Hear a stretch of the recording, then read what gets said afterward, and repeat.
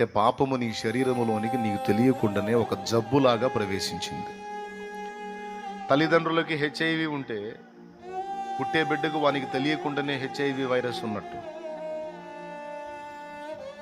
శరీరములో నుండి ఒక రోగం ఎలాగైతే వాని నుండి పుట్టిన బిడ్డకు సంప్రాప్తం అవుతుందో పాప బీజము కూడా అలాగే సంక్రమించింది.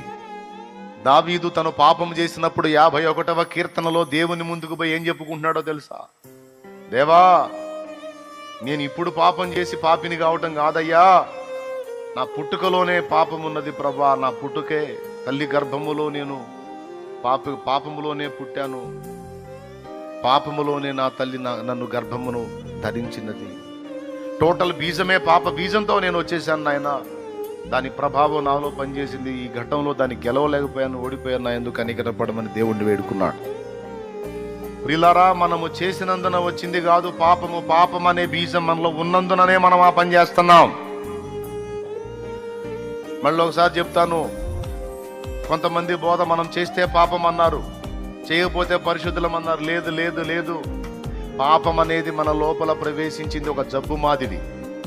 కాబట్టి మనం ఆ పాపములో కొనసాగుతున్నాం, పాపం చేస్తున్నాం.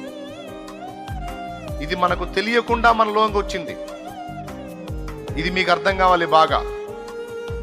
అంటే మన ప్రమేయం లేదు, మన నిమిత్తం లేదు, మనం అమాయకులం. కానీ మన తల్లిదండ్రులు పాపులై ఉన్నందున ఆ పాపులకు జన్మించిన మనకు కూడా పాపం సంప్రాప్తమైంది. అందుకే మన మీద దేవుని కనికరం వచ్చింది.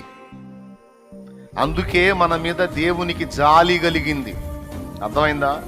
ఎందుకు కలిగిందంటే పాపము మనకు తెలియకుండా మన లోపలికి ప్రవేశించింది. అది మనలో పనిచేస్తున్నందున మనం అలాంటి పనులు చేస్తున్నాం. పాపం వాళ్ళకు తెలియకుండానే వచ్చిన జబ్బుకి వాళ్ళు ఎందుకు బలి కావాలి?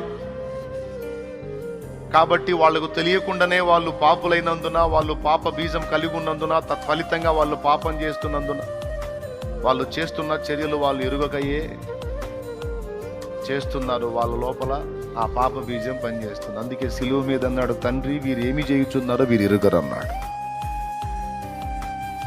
అర్థమైందా మీకు ఆ మాట ఎందుకు అన్నాడు? వీరేమి చేయుచున్నారో వీరు ఎరుగరు, వీరిని క్షమించని ఎందుకు అన్నాడో తెలుసా? వారు ఎరుగకయే పాప బీజముతో పుట్టారు.